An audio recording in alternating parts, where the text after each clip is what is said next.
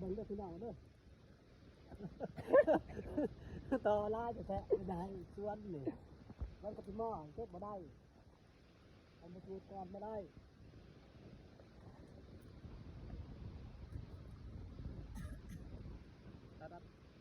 เป็นไรนะ ตักอะไรนะ ได้ผ่าพอ ตักแรงเฮ้ยเอาเพิ่งเอามาผ่าอะไรมาบ่ ที่เพื่อนเนี่ย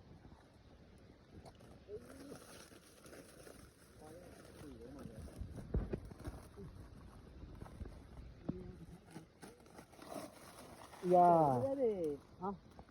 เดี๋ยวแน่ มันเข้าจะห้างนี่สบู่เข้าได้มันไหนมันกองสะกัน มันตายหมดเลยตายหมดเลยเดี๋ยวมันจะแม่มันไปสูง โอ้ยไม่ได้หมดหมดสะกันหมดสะกัน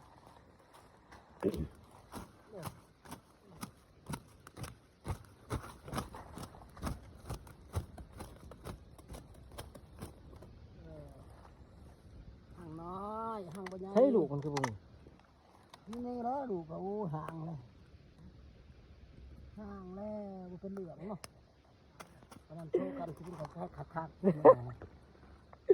วิวลูกเนาะ